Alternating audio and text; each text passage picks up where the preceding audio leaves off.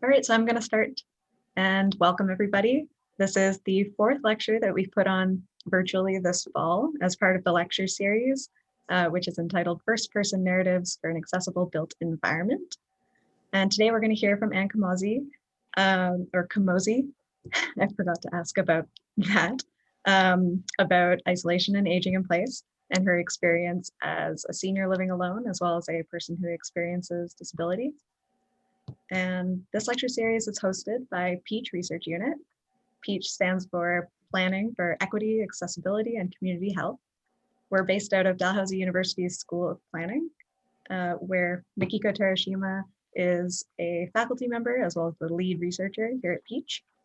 And my name is Kate Clark, and I am project coordinator with PEACH Research Unit. I believe a couple of the other PEACH team members are here as well.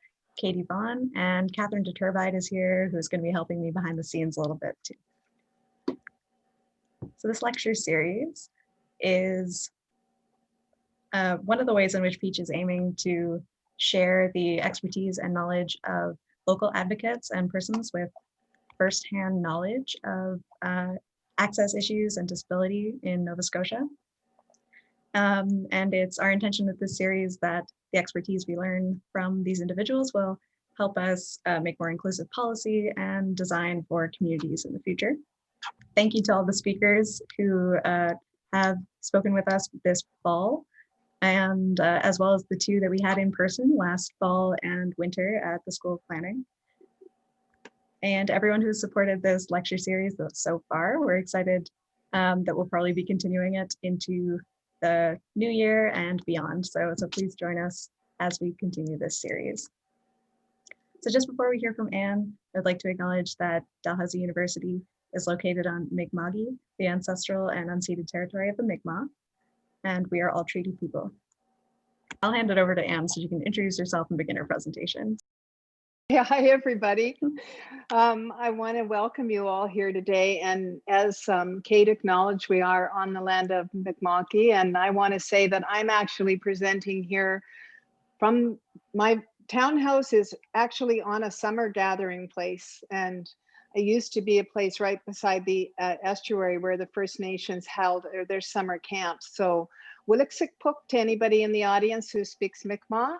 And I'm going to try, you've been talking a lot about accessibility, and that wasn't really part of my topic, but because I have a fairly accessible space here, I'm going to be doing a really quick tour of part of my apartment. And I want everybody who's watching to try and keep note of all the accessible features that I mentioned and all the inaccessible things that I mentioned. So I did figure out how to turn my camera around.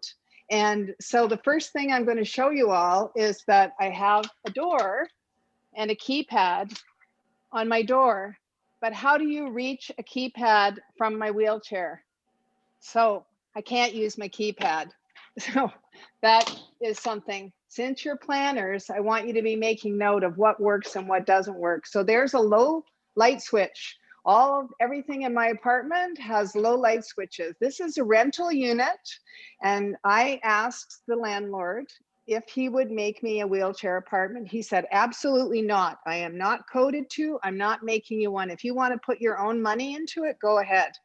So the things that I'm showing you are things I negotiated with my landlord, and you'll see the things that don't work. But some of them I really want to share because they're innovative ideas. So very quickly, over here.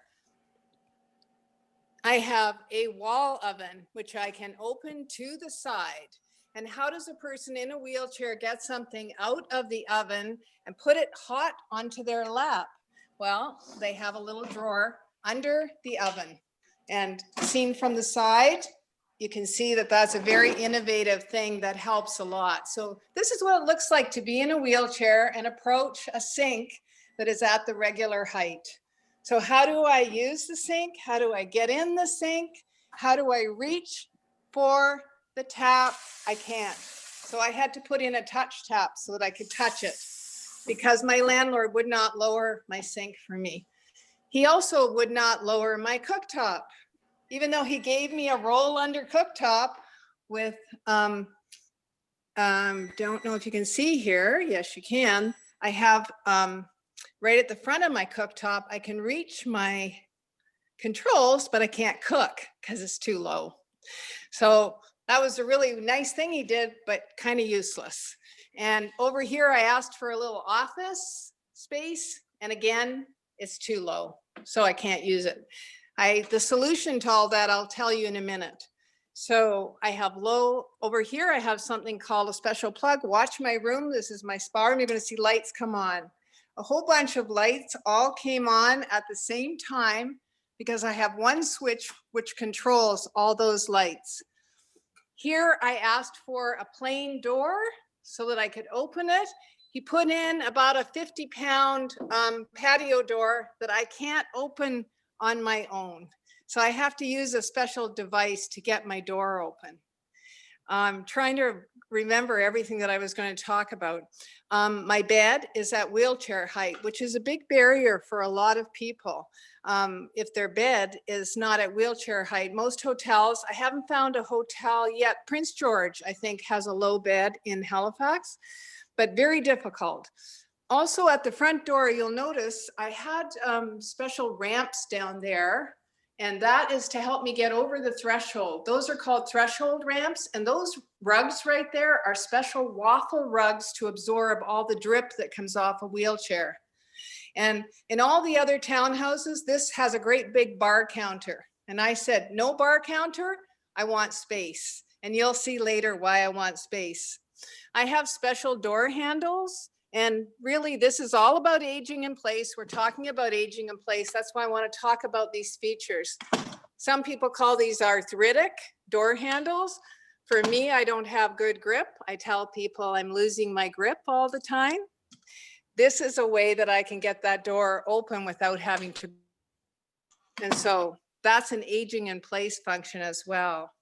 So in my hallway here, what's very important when you're planners and you're designing places is backup space for a wheelchair. Another thing in my house, everything's on carts because I'm on wheels, everything else is on wheels.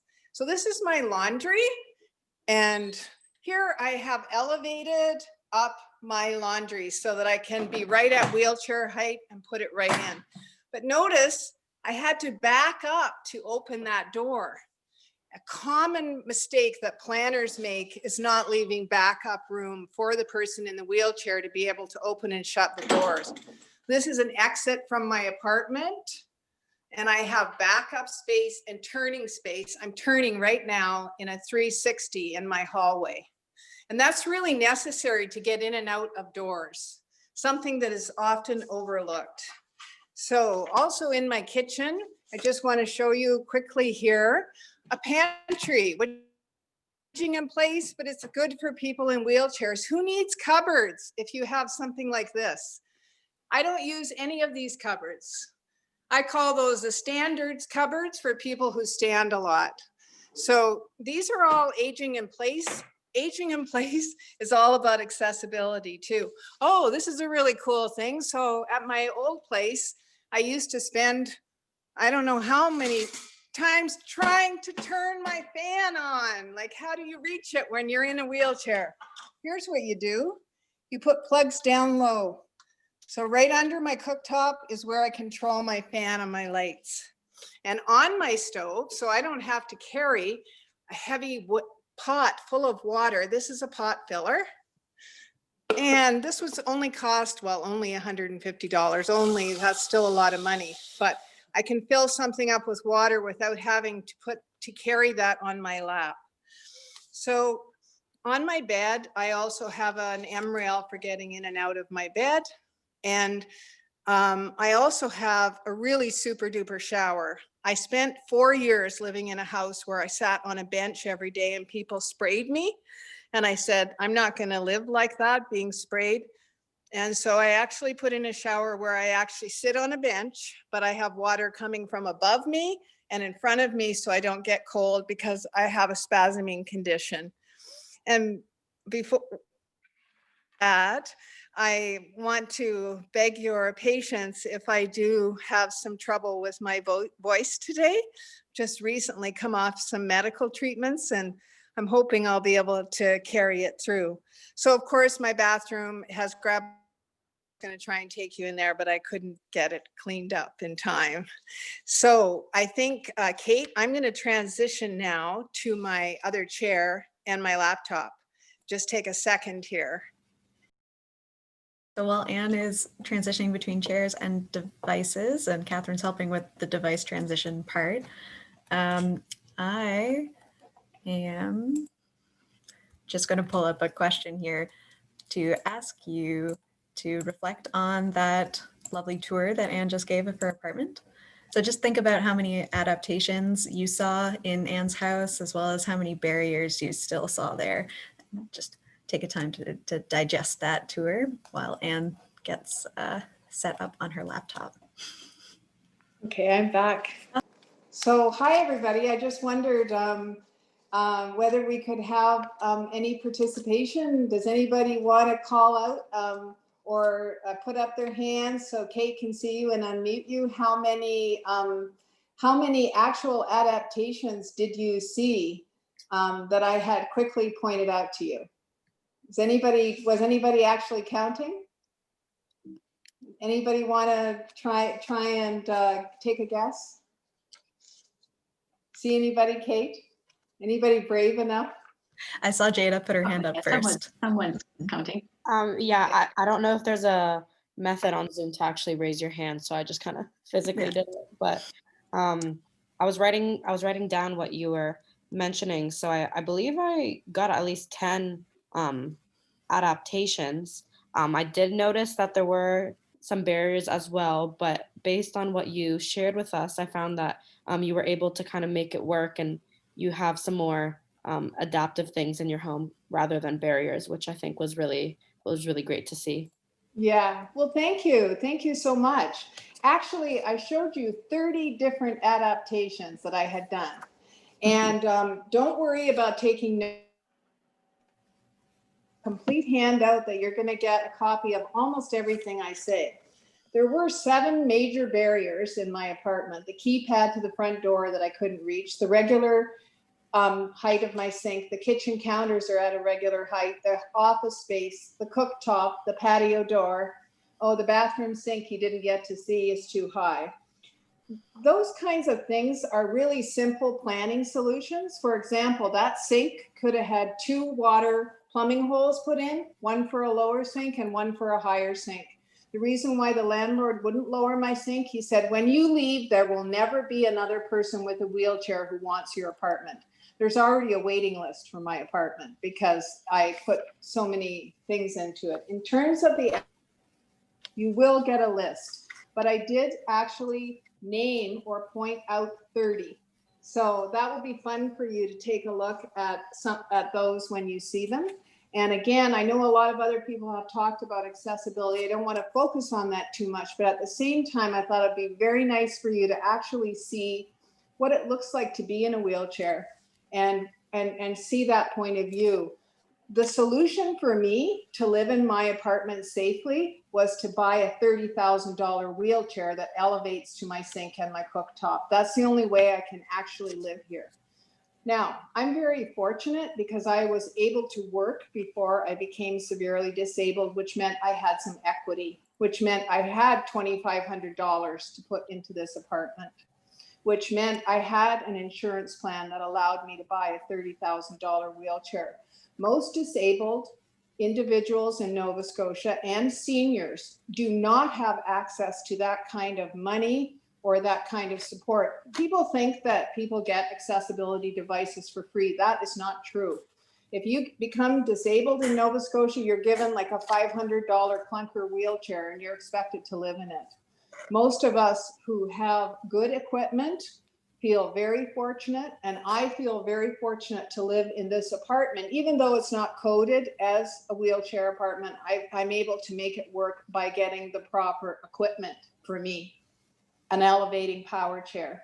The chair that I was in to demonstrate my apartment was a manual chair that later you're going to see me in again to show you what I do for isolation. So just before I get into aging in place, is there anybody have any quick questions just about how I came up with the ideas or how I designed my place or anything about the designs? Any feedback from that section of my talk? Karen, yeah. Oh, Karen? yeah. Hi. I've seen a lot of those ideas at the Living Laboratory, which was designed by a couple through the Idea Center at the University of Buffalo. So I'm very interested in where you got a lot of these great ideas, and you have more ideas that I haven't seen as well. So yeah, if you could just, that'd be great. Yeah, well, a lot of them I belonged to a wheelchair forum on the internet, and I posted on there, if you were able to design your own apartment, what things would you do? And like, I got so many amazing suggestions from that. I also bought a book called Designing for Wheelchairs from somebody in the United States. And I can't remember, but I will try and find that and get that to Kate so she can give it to you. A lot of it was really reaching out to other wheelchair users. Like, for example, a wheelchair user on the forum said, make sure you put a remote control on your blind. I never would have thought of that. There's a blind in my bedroom and you have to be able to push it up with your hands. I can't do it, and there's no string either. So that was from a wheelchair user. The thing under the sink, the light switch under the cooktop was my idea after using a wooden spoon for 4 years to turn on my fan and my light switch, and falling out of my wheelchair twice doing it. I thought there has to be a better way. And the tray under my cooktop came from me burning my thighs 3 or 4 times by putting a hot plate on my thighs. So some of it was because of things that I experienced. Some of it was from books. A lot of it was from the internet. Thank you. So aging in place as a senior or aging in place as a disabled person, in a way, are the same thing, because a huge number of people who are seniors are facing disability, and aging in place is actually a cheaper solution to helping seniors. And by the way, I don't feel like a senior. I tried to convince my grandson that my hair was blonde, and he told me that I needed to get my head examined because it was definitely gray. Then I tried to convince him it was silver, and he said, Nona, that's Italian for grandma. It's gray. You better just accept it. So I must accept that I am in that senior category, but I'm young and I'm vivacious, and I've got lots left to live. So it's a much cheaper solution to age in place, but what do we need to do that? We need affordable spaces that can accommodate aging and disability using universal design principles. We need home care, respite, community nursing, assistance with chores, chronic illness management, support and integration with communities on all ages and abilities. Those are things I'm not going to talk about too much today, but I'll touch on them in a way. So we have a lot of systemic issues in our system. The architecture, the built environment. You saw the systemic issue right here, that there wasn't a code. Something like 54 townhouses being built, not one of them had to be a wheelchair unit. So hopefully the work of the accessibility unit is changing that, but it can't change fast enough for me. The lack of integrated and strategic community planning. And I'm going to come back to this because you're planners, and I'm going to challenge you on the planning questions. We also have a lack of community and societal respect for elders. And we could really learn a lot from the First Peoples upon whose land I speak to you from today. You know, really the way we warehouse our seniors and what we do to seniors in Canada and in Nova Scotia is something that we have to really think about and look at our hearts and look at ourselves and say, this is wrong. And we have antiquated continuing care models. Most people have been shining a big light on long-term care. In Nova Scotia and in most provinces, if you're disabled or a senior, you are looked after by the continuing care system, and that includes home care and long-term care. I really want to make that distinction because people think they're separate, but they're not. And we have a hospital-based medical system, which doesn't work. So talking about architecture and community planning. So we've actually been planning, or maybe not planning, as we build places without aging in mind, without ability in mind. And so building codes have to come up with universal design. And you know, there should be homes for everybody. Well, I have this beautiful, lovely space here. There are 36 other identical townhouses, except they have a big bar counter and they have other stuff that I don't have. I can't get into one of them. So you talk about isolation and aging in place. I'm in this place and I can't go anywhere else because I can't get over their door steps because they don't have threshold ramps that I had to put in. And they've got furniture down their great big hallways so that I can't get down their hallways. So we should be designing houses that last from cradle to grave. So if it works for me in my wheelchair, it works for my daughter with her baby in a carriage. And it works for little children who can't reach high up to get light switches. So in the United Kingdom, for example, all homes have to have 36-inch doors and all homes have to have those arthritic handles. And I know that there are people like Jerry Post in the Accessibility Division working on things like this. But at the planning level, at the municipal level, this is where change can really be made. And this is where individual building inspectors and planners have the ability to help disabled people and seniors age in place. There's a new trend started called pocket neighborhoods. And this is really what aging in place is ideal for aging in place and people with disabilities. There's a really excellent example of one in Kentville. And I will ask Kate to send you out information about that along with my handout. But the essential concept of a pocket neighborhood is a small community of people who are living in a little neighborhood who are supporting each other at the same time as living together. And it's acknowledging that people with disabilities can live amongst all people and not be isolated. So right now, home care, which is the other side of continuing care, the Canadian Association for Retired People have stated that seniors want home care. We need home care if we're going to stay at home, but so do disabled people. And home care and community-based care solutions are critical to resolving the long-term care crisis in Canada. And the long-term care has to be built from the bottom up, and it has to include home care. And this is really important to aging in place. If you just give me an apartment that has low light switches or raised washers and dryers, how can I age in place if I can't get dressed in the morning? So, you know, our current system is really broken. For example, if you're looking after someone with dementia, the current system says there's 168 hours in a week. And if you're looking after a person with dementia, it's a 168-hour-a-week job. The current system in Nova Scotia allows me, if I'm the caregiver, which I once was, 10 hours a week of help for your person with dementia. It's not sustainable. So our long-term care homes are filled with people with dementia when they could be at home, aging in place. I want to keep saying that because all these things are very interconnected.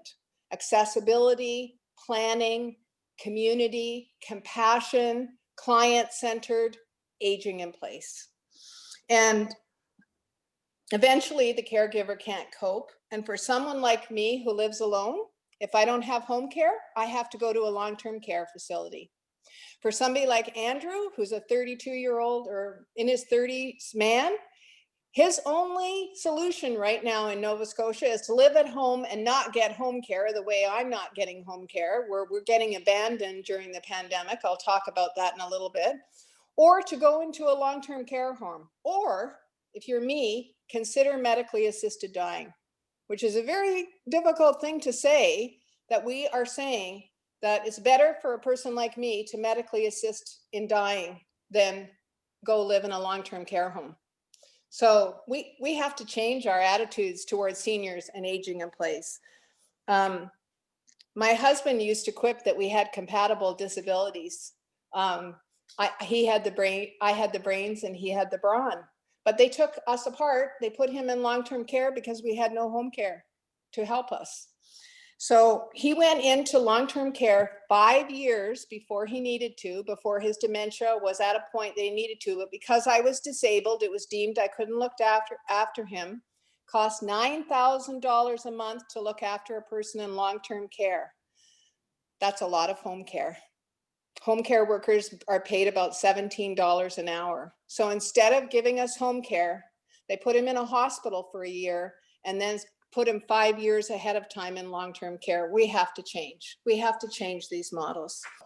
So compared to other OECD countries, Canada spends considerably less on its continuing care budgets on home and community-based care versus long-term care. So the OECD average is 65% on long-term care, 35% on home care. Denmark, who's considered the best for elder care in the world, spends the exact reverse, 35% on long-term care, 65% on home care. Get ready for Canada. 87% of the budgets of continuing care are spent on long-term care and only 13% on home care. So that's why I have on the slide here that some people are choosing medically assisted dying instead of facing long-term care. So the pandemic, we should be ashamed that more than 8 in 10 of all COVID-19 deaths in Canada have been linked to long-term care homes, which is nearly twice as high as all other developed countries. Long-term care and home care were pandemics before the pandemic, and now it's worse. But now that the light is shining on this topic, there's an opportunity for swift and radical systemic change. I'm counting on you planners out there. Remember, long-term care is part of continuing care. So why do we warehouse the disabled and seniors? Like, this is a really deep question we have to ask ourselves. Many cultures in this world judge us very harshly for the way we think about family and elders. Why am I living alone in this apartment and not with my family? Because my family doesn't have accessible places for me to live. And we would like to rectify that, but it takes a lot of money. So society has to really look at, why are we doing this? A disabled person is always engaged in planning and prioritizing how to navigate barriers and obstacles, but all the planning has to include first-person voices. I forget who asked about the name of the person who asked me so kindly about how I came up with my ideas, but it was mainly first-person voices that gave me the ideas for my apartment, not books, not planners, not the School of Architecture, that's for sure. Architects, I find, get things out of books or the internet, but they don't look at how a wheelchair has to roll into a place.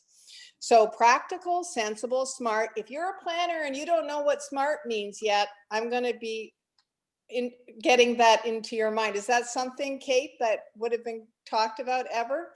Maybe I'm antiquating myself here, but I'm a strategic planner, and SMART, I'll come to that in my next slide. That's an acronym which it's really good for remembering for planning. But we need climate friendly. My background is environmental things, so we have to face that crisis. We need compassionate, client-centered, community-based solutions. And these solutions are often so much cheaper, and they solve multiple problems at once. So what do we do next? If we don't swiftly abandon old models, we the people, we have to demand that. And if we the people don't demand that these old models be abandoned, it won't happen. So just people like me and others are advocating on behalf of seniors and the disabled who might not be able to advocate. You should be advocating for your elders and loved ones, or yourself if you're a senior, but also for your own self in the future. There is no safety net in Nova Scotia right now. So we have to change that, and we have to change the respect that we give to elders. So I talked about the word SMART. the word SMART is an acronym I learned as a strategic planner 25 years ago, and it was always effective to me as a planner. And so it stands for SMART: specific, measurable, achievable, realistic, and time-bound. Don't be scratching notes frantically. Just listen to me. It's all written down. I really want you to connect with me. I really want you to see my passion about this. I really want you to understand that we are at a crisis in Nova Scotia with disabled care and senior care. So I'm going to repeat that again: specific, measurable, achievable, realistic, and time-bound. So that's how a goal, an objective, has to be. When you're planning, you have to look at it and say, is it specific? Is it measurable? Is it achievable? Is it realistic? Is it time-bound? The disabled and senior should not have to consider medically assisted dying as an option. We've been abandoned in care, and aging in place has been also compounded by a looming dementia crisis. 1 in 7 people, hear that statistic, 1 in 7 people over the age of 65 will get dementia.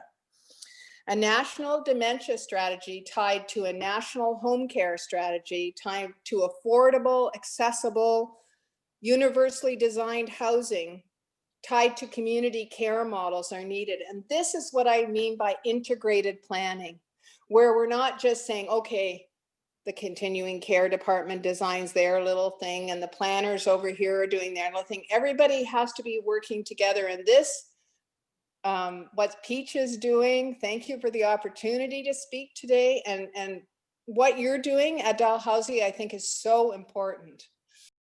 I just want to stress that planners have the power to enact local, regional strategies that make sense for each area. There's some Dutch villages, for example, that to help aging in place and people with dementia, they've color coded their towns. So there's a green stripe that leads from from downtown to the apartment complex where people with dementia are living, but it's not long-term care.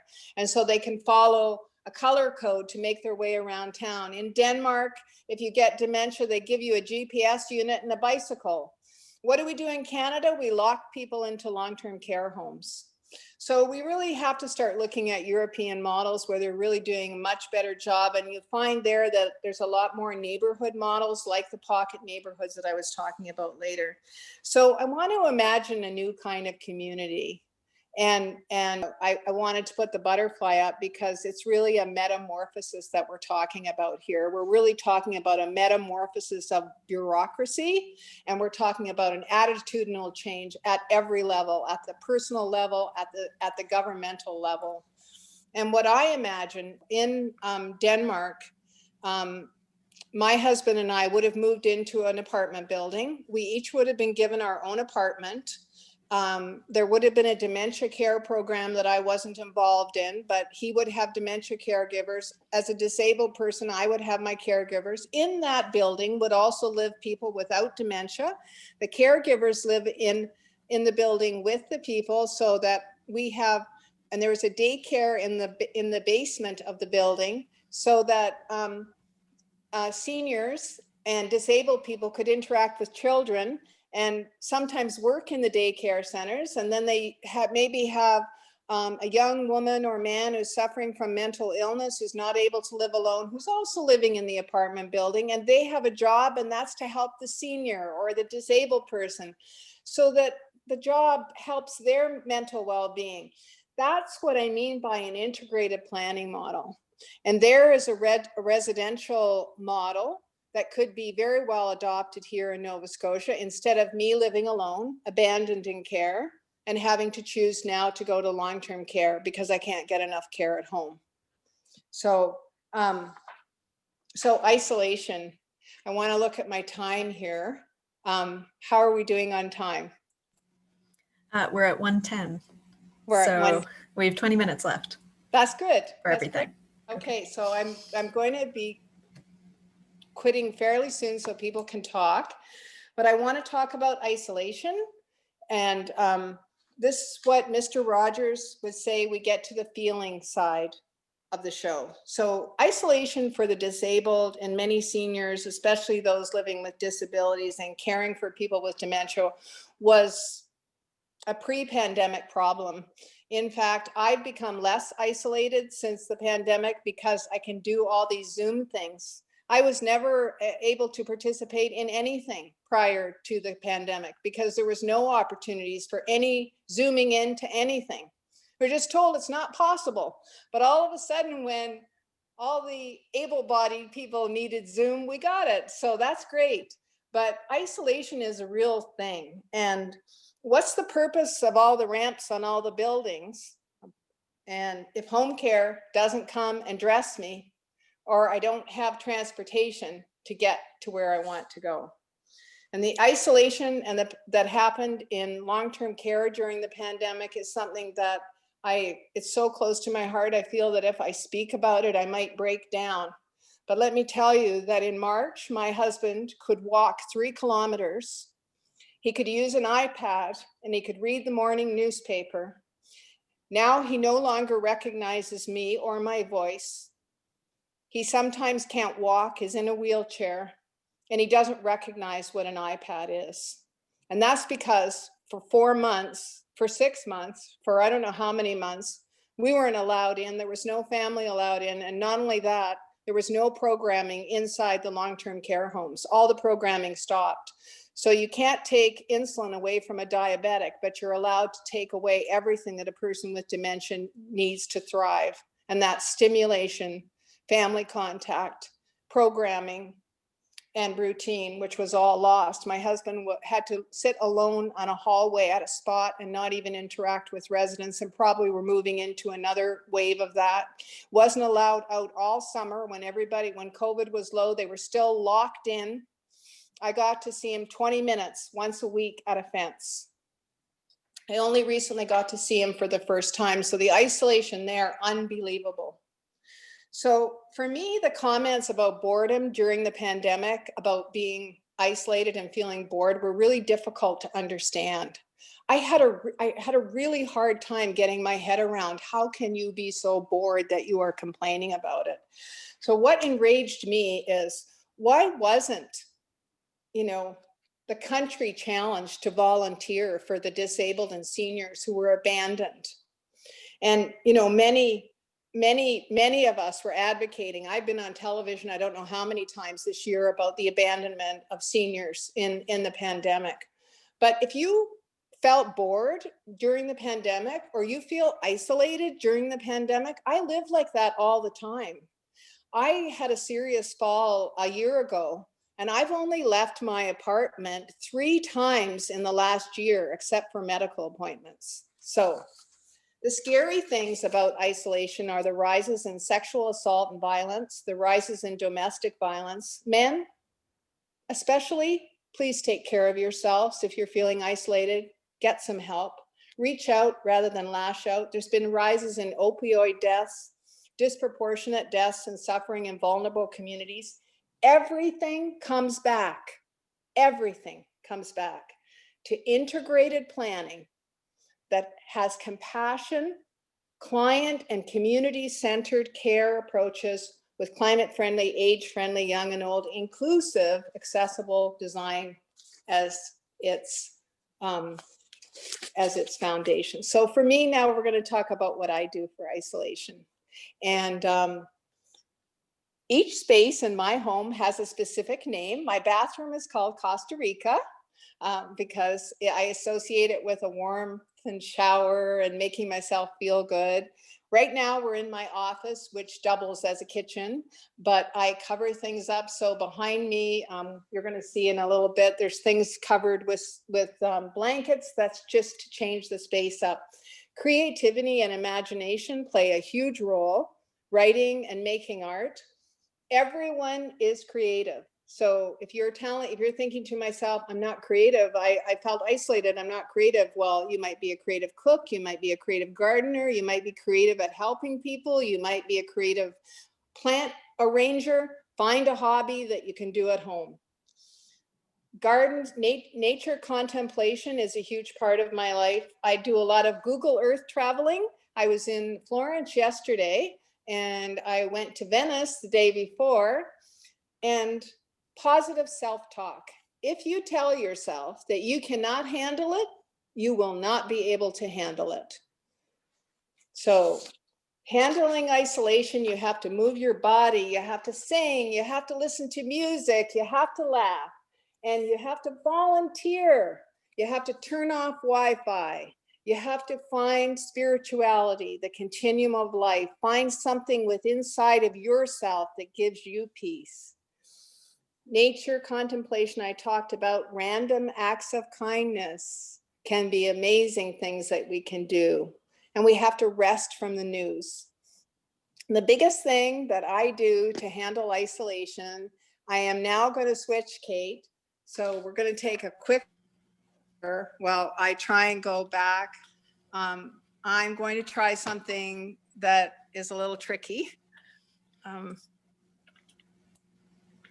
I've got to transfer.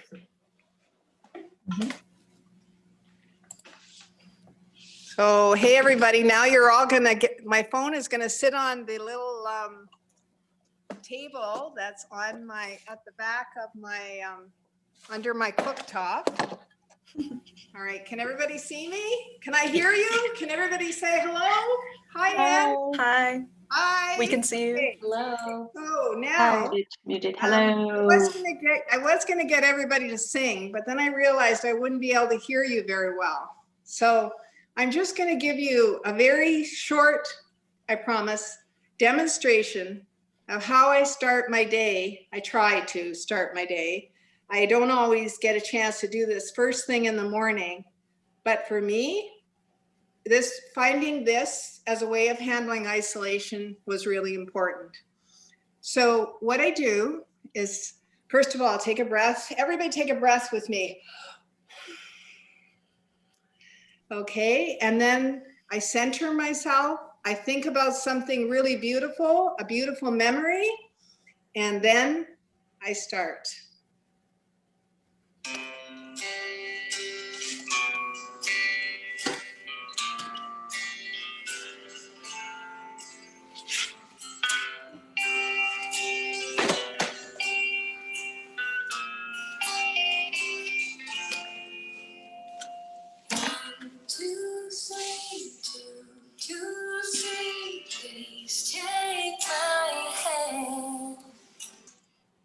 There, you got the idea. Beautiful. And you know what? I feel great right now. My body feels loose. I feel happy. I don't feel isolated. Well, by the way, I was just in the ballroom in New York City. I wasn't in my house. I was somewhere else. So thank you very much for listening to me and watching me dance. I'd be so happy to interact now and take questions from you. Get on the right machine here. How am I doing, Kate? We have 10 minutes for questions. Okay. Yep. Sorry. No, that's good. So I'm going to put it in the gallery view for myself so I can see everybody. And anyone who has a question, maybe you can just chime in. We'll do a little open format this time. Question, comment. Doesn't have to be a question. For instance, I find dancing really healing as well. So that was really meaningful for me too.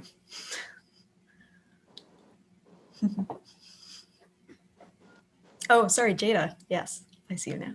I'm just thinking of a question right now, but I did just want to make a comment. And I just wanted to thank you for your time and your lecture. It was really informative and beautiful. And I was a dancer growing up, so it was really nice to see you. Oh, thank you. I was not. So I should have made an apology to all dancers because my physiotherapist is the only person who's really sees me dance. And he said, Anne, you got to dance for everybody. And I said, well, I'm not a dancer. But no, everyone's a dancer. I think. Yeah, just like everyone's an artist, I guess. Oh, I didn't show you. I wanted to show you my pandemic project, my art project. Gosh, I meant to do that on my little tour. Oh, okay. Well, wheelchairs crash a lot around here. Just a second. I'm in my power chair now. Oh my gosh, I'm moving all the furniture. This is my pandemic project. I'm working on a series of it started with one drawing, but I'm doing it in 6 different colors. It's a rainbow thing. So this is some of my art. I paint on silk. I did do a lot of painting on silk. So I'm always doing art projects as well. But thanks for that, Jed. Thank you. Thank you. Am I muted? No. Okay. I see that Milena has her hand up. If Milena. Yeah, can you hear me? Yep, we can hear you. Okay. Hi, Anne, it's Milena. Hi, Milena. I'm sorry I don't have a camera yet, but 2 questions. One, I want to know what kind of a ball gown dress you had on while you were dancing. Well, if you used a wheelchair, you would know that you never wear a long dress when you're in a wheelchair. It gets caught in the wheels. I have pants on, unfortunately, but I have my sneakers. Right, but in your head, I imagined you in in something very colorful. Oh, for sure. Oh, for sure. That's all part of the. Which camera am I on here, Kate? I've lost track. I have your phone pinned Okay, right I'm now. on the phone. Yeah. Okay. Thank you. I definitely do use my imagination a lot to handle isolation. And I do think about my whole space that I live in as not one space, but a places to do different things in. Right. So that's wonderful. So my second question is, because I ran into something that's not so much, well, kind of sort of related with isolation, but more on the disability part.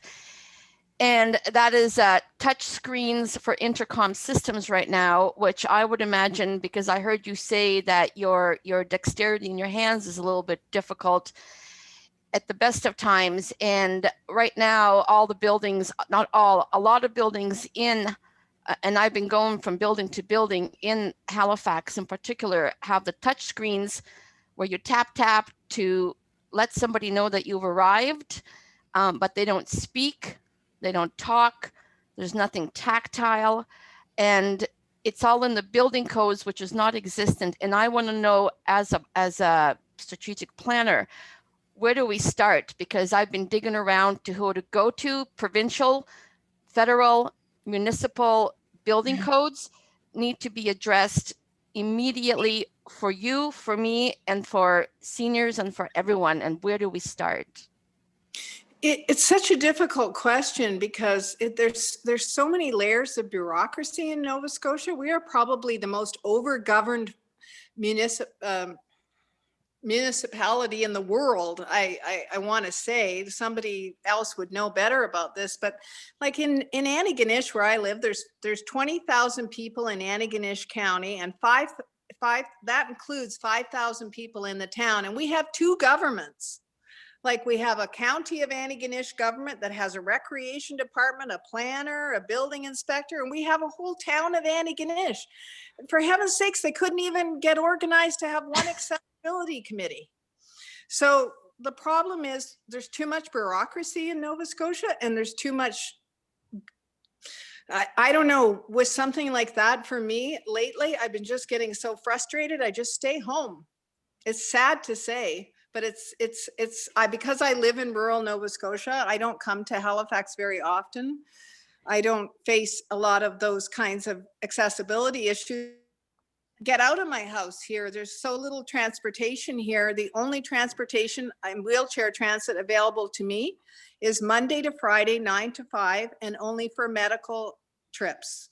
So if I want to leave my apartment in my power chair, which is what I need to be safe, I can only sit in my manual chair for about half an hour at a time. I can't go unless it's between 9 to 5, Monday to Fridays. A lot of those issues, I would have trouble with those touch screens for sure because of dexterity issues. And often I have trouble with them because I can't get close enough to them because I'm in a power chair. And I try and maneuver close enough. My elevating chair, it helps a lot. I don't know if that answers your question or not, but Well, you've Yes and no. It just brings my anger and frustration up that much more higher. And 1000% agreed with you that there is too much bureaucracy here, and I think there's too much red tape, and somehow, I don't know how, but if there's anybody from counselors or HRM, this needs to stop. I'm in full agreement with you, Anne. So Yeah. Yeah. I'm trying not to get too emotional in this presentation, but like, I'm right on the brink of not being able to live here alone anymore. And I refused to go into a long-term care home because I saw what happened to my husband during the pandemic. All of the call buttons were disconnected because they don't have enough staff. They didn't have enough staff before the pandemic. It's not the fault of the care homes. Well, maybe some of the for-profit ones. My husband's not in a for-profit one. He's in a beautiful community facility, but we don't, in Nova Scotia, there was no priority. There was 15% cut back on all continuing care last year before the pandemic. So when our premier and everybody starts saying, we feel really sorry that people died, I predicted that people were going to die. I was one of the people that predicted that home care workers would bring it into the long-term care facilities because they don't pay the workers enough. There's not one full-time job in home care in Antigonish. You can't get a full-time job. They hire them all part-time so they don't have to pay them benefits or whatever. And all those girls work in long-term care homes in order to make their ends meet. So the same thing's going to happen in the second wave. It's so despairing sometimes that I can't think about it. And there's a lot of people in the comment section who are definitely feeling, the compassion for your situation. And thank you. Yeah, and they're expressing like thanks that you've shared the story about your husband and his experiences. Very sad. It is. It's very sad. The saddest thing about it is my husband had a brilliant mind. He worked, he paid taxes till he was, well into his 70s. He's older than me. And he was responsible. He was a manager. He built hiking trails. He did all these beautiful things in his life. And now he's locked in a room and I can't get to visit him because there's no transit to get me there. And he can't come to visit me. And even if I do go there, I have to be so masked and gowned, he doesn't recognize me and he won't let me in his room. Right. Yeah. So it's just an incredibly difficult situation. I'd love to read the comments, but I'm aware of the time marching on. And does anybody have any questions before we close or? Yeah, I see that. Sorry, that Jake has indicated in the chat that he may have had a comment. So if Jake would like to voice that now. Okay, Jake. Maybe we got too close to one. Oh, muted? Oh, is that what? Oh. Yeah. Uh-oh. Kate, we did it though. It worked with the two. So, yeah. He or she. So I'm sorry. We can hear the voice from Kate. Oh, we can't hear you. I'm sorry. I see you now, though. I apologize. Huh. Shoot. Okay. Do you want to type it and I can read it, maybe? I'm sorry I didn't leave quite as much time for questions as I had planned, but I had a lot of material to cover.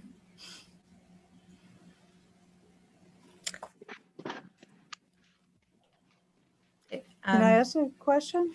Go ahead. Yeah. Yeah. I'm just wondering if you could say a bit more about the Pocket neighborhood in Kentville. Well, I only actually heard about it from Kate just like 2 nights ago. So I understand it's being organized by the mother of somebody with autism. And if you, I think Kate will hand out the link to it, but she is trying to create a neighborhood of people that would live together, that I think the whole idea is accessibility, community, the kind of place that I would probably want to move to if my grandchildren and children didn't live here in this community, which is the only reason why I'm staying in Antigonish. I would never stay here otherwise. This is not a town that has put accessibility in any way at the forefront, but I think in rural Nova Scotia, that's pretty much the case everywhere. So I think I don't want to. I only just read about the Kentville thing, so I don't want to paraphrase it too much. But Kate will send you the link for it. It Yes. sounds very promising to me. It's the kind of developments that we need to have, and I think it's going to be individual developers that do come up with these ideas rather than the government. I don't think the government gets it. They're still molded on this long-term care model. In Denmark, what they finally just had to say was, we're not building any more long-term care facilities. We're not going to do it. And then when they did that, there was a big outcry, but then they suddenly switched everything over to aging in place. And that's what people want. You know, people don't want to be alone, locked in a room, just waiting with no care. And I don't want to be in my beautiful, accessible apartment, sleeping in my clothes that I've worn for 3 days because I can't get home care. When I have been a person who's paid taxes her whole life, who's worked hard and am still contributing to society, but I need help. And sorry to interrupt. You know, so time. Yeah, sorry. No, sorry. Yeah. And I see Jerry's raised his hand. So I wanted to just quickly let Jerry say his comment. Yeah, so I had to leave the meeting because of another conflict. But yeah, on that point, and it's, you know, Quebec has just gotten it. They're now putting tons of money into home care to keep people out of long-term care facilities to focus on aging in place. And that's because of COVID. So we got to thank COVID for that. And that's well, we're hoping that's going to happen here. I was on a provincial committee, but I had to resign from the committee because I've been so angry about everything that's happened that I don't feel that I'm going to be useful on the committee. I'm going to feed them information, but I'm too angry about what's happened to me and my husband. And here in Nova Scotia, they're not getting it yet. They're still cutting back on home care big time. Yeah. And Andrew has been abandoned. I've been abandoned, and it's not sustainable for me. And I have nowhere to go. Yeah. And even if I wanted to go to long-term care right now, they wouldn't take any, they're not taking any new people. So, but who would go to long-term care? That's right. Who would do it? I'm going to get Kate to, sorry to interrupt, Anne, just to read out Jake's comment. Okay, great. Thank you. Yeah, I was thinking it would be a nice comment to end on. Jake, I'm sorry that your microphone wasn't working, but this is a really lovely thought. Or they have suggested that Anne and others may appreciate Smool. I hope that's how I say it. It's an app, which is, it lets you join a duet with someone, anyone in the world, so you can sing. It's like a karaoke app, I think, and it provides the lyrics, and that must be a really great way to combat isolation and feel connection with people through music. So thank you, Jake. That's really nice. Thank you, Jake. That's a dangerous thing to tell me. My family, like when I sing this in the shower, the water turns off. So I hope that I made everybody laugh. So I can't hear anybody. So I think it's probably time to thank you for your attention, listening to me today, just blabbing about my life. But I'm hoping that the message came across. There's a lot of power in planning. And thank you for becoming planners. And thank you for listening to me today. Yes, thank you for everyone for coming. We're going to put up maybe that slide about if you want to connect with me. I'm really active on social media. I've got lots of Twitter followers and I have a website. Thanks for all the nice comments I see popping up. It's really, really nice for me. And there's Anne's contact information. I hope you can all see it. Yeah. We'll put that handout out with the handouts, Kate, as well, right? Yes. Yeah. So I will be sending around these slides for everyone to review later, so you can have it all in text. And Karen, I'll send you more information about Ryan's Park as well. And anyone else with questions, like please contact us anytime at peach@dell.ca. Peach, just like the fruit, @dell.ca. So we went a little over time again, but thank you so much for sticking around, everybody. And thank like you. I said, oh yeah, thank you, Anne, so much. Like it was a wonderful presentation. Thank you. And yeah, like I said, this is the last one of 2020, but in the new year, there will be more information about a future virtual lecture series coming up. So we hope to see you all again.